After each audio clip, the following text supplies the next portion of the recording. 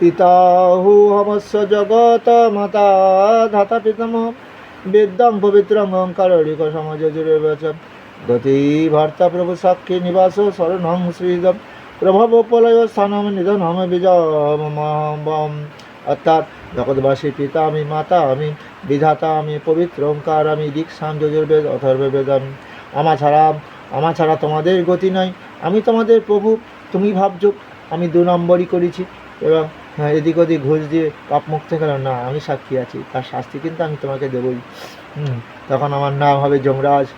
চিত্রগুপ্তকে বলবো খাতাটা খোলো, ও কি পাপ করেছে দেখি, তারপরে ওর পুনর্জন্ম হবে।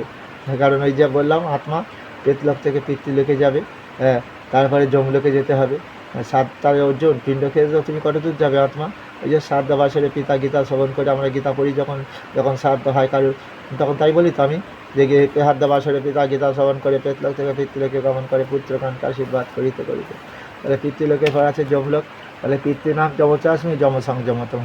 পিতৃলোকে পিতৃরেশ্বর, যমলোকে যদি আমি যমরাজ হয়েই থাকি, তাহলে সরাসরি আমাদের যদি মন দাও, অর্থাৎ মন মনা ভব মদ ভক্ত মদ যজিমাং নমস্কুরুম মামে বৈশ্বসী সত্যাং তে পতি জানে প্রিয় হিসেবে। তোমরা সবাই আমার প্রিয়জন, আমাকে মন দাও, আমার ভক্ত ভাব, আমার পূজা করো। ইহলোকে দেহ দিয়ে সুখ পাবে, মৃত্যুর পর আবার ওই আত্মা পেতলোকে যাবে না, পিণ্ড খাবার প্রয়োজন হবে না, সরাসরি আমার বৈকুণ্ঠ লাভ করে। কারণ আমার সৃষ্টি আত্মা তোমার দেহের মধ্যে রয়েছে। কিছু বুঝতে পেরেছো অর্জুন? তাহলে কি করবে?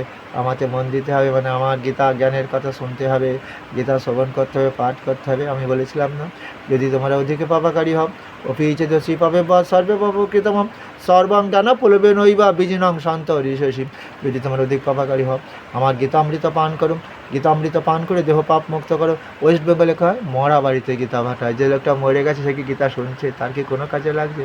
এই কুসংস্কারে তোমার আবদ্ধ না হয়ে গৌরাঙ্গ মহাপুর কাছে কথা শোনো। ভজ কৃষ্ণ বল কৃষ্ণ লহ কৃষ্ণ শিখ।